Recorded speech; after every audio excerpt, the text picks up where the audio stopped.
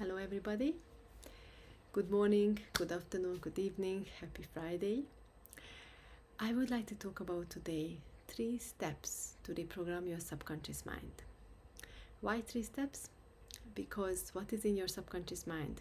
Your subconscious mind is holding your beliefs, your personal and your environmental beliefs, and also holding the habits and the fear.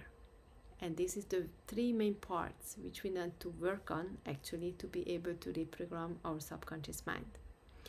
So let's talk about first the beliefs. So what I'm saying about personal beliefs is the belief system, is the beliefs that you created through your experiences.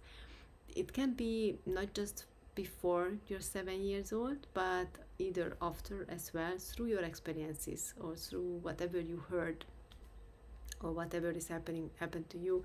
You created certain beliefs which is actually determining your thinking, your choices, your actions.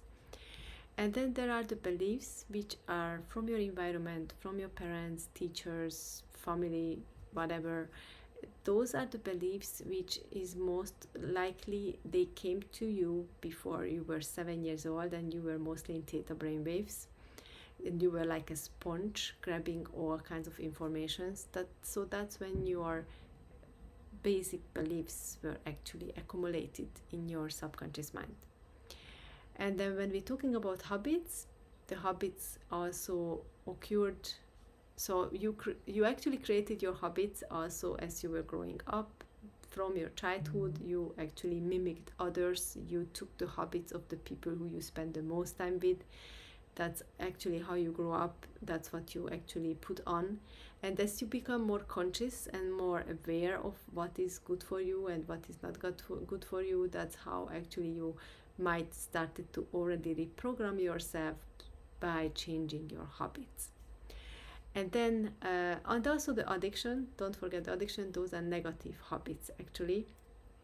And they also, people don't know that they are habits. They think about its addiction and they think like it's very hard to get rid of them.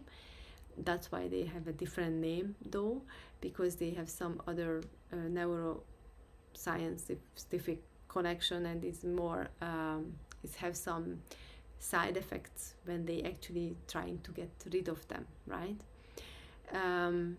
So and then after the habits we think about the fears. Those are also certain subconscious how can I say, they are subconscious beliefs, also the fears, but they are fears, so which actually can come to you through experiences, or you were born with some of them, because some fears were actually in you to protect yourself, right? We were human beings, we were born with the fear of falling down, right? Because, or fear of death, because we don't want to die, we want to keep on living. So there are certain fears which were generated when we were created or born, but there are also certain fears which we accumulated through our experiences. But we don't need to reprogram all of our fears, because we just need to reprogram the ones which holding us back from actually reaching our goals, right? So when we want to reprogram our subconscious mind, we want to change our belief system, we want to change our habits, or we want to actually get rid of certain fears, is it because we made a conscious decision what we want, what is our goal, and then these things are sabotaging it to reach that goal. So when you know which beliefs are actually holding you back, what you can do with the beliefs, you can actually create the opposite of the affirmation, an affirmation which is opposite of your beliefs, and use that affirmation day after day to speak it into existence, like saying, for example, I am amazing, I am strong, I am capable, I am able to have an amazing relationship, I am lovable, these kind of affirmations. But there is another theory when they say that many of the beliefs about yourself was created by others, through others were telling you something. For example, you are so stupid, you are just useless, or you are I don't know, disgusting or certain things, right? So when you heard those things, they were all you are.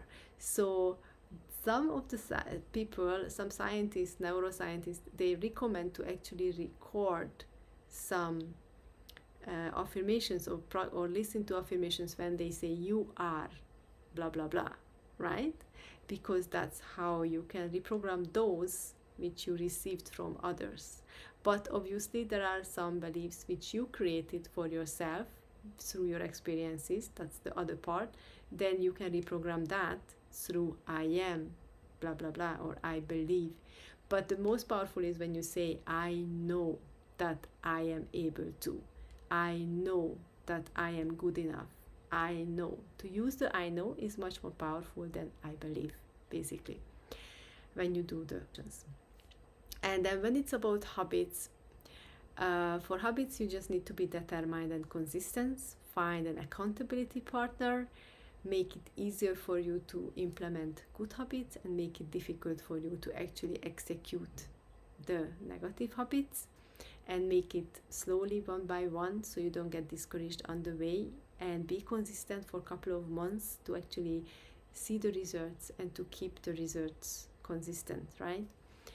So that's about the habits. And then for the fear, many people say like do it anyway, even you have the fear.